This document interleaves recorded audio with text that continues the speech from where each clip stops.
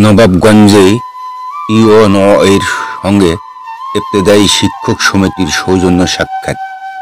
MHR news. Nawabganj, Dinajpur থেকে সৈয়দ হারুনুর রশিদ। দিনাজপুর নবাবগঞ্জ উপজেলা নির্বাহী অফিসারের সঙ্গে বাংলাদেশ স্বতন্ত্র ইবতেদায়ী মাদ্রাসা শিক্ষক সমিতি নবাবগঞ্জ উপজেলা শাখার নেতৃবৃন্দের সৌজন্য সাক্ষাৎ অনুষ্ঠিত হয়েছে। রবিবার 16 ফেব্রুয়ারি দুপুরে নবাবগঞ্জ উপজেলা স্বতন্ত্র ইবতেদায়ী মাদ্রাসা শিক্ষক সমিতির নেতৃবৃন্দ নবাগত উপজেলা নির্বাহী অফিসার আশরাফুল হকের সঙ্গে সৌজন্য সাক্ষাৎ করেন এবং তাকে সম্মাননা স্মারক প্রদান করেন।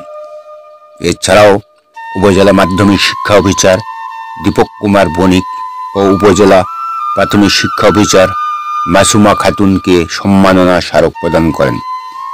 এ সময় স্বতন্ত্র ইবতেদায়ী মাদ্রাসা শিক্ষক সমিতির নবাবগঞ্জ উপজেলা শাখার সভাপতি রাব্বুল ইসলাম, সম্পাদক গোলাম রব্বানী, সাইদুল ইসলাম, হাফিজ তরিকুল ইসলাম, একরামুল হক, সাজিদুর সাগর, রকুনুজ্জামান, ফাতেমা বেগম, রাজিয়া সুলতানা, কামরুজ্জামান, আব্দুল সালাম প্রমুখ উপস্থিত ছিলেন। MHR news.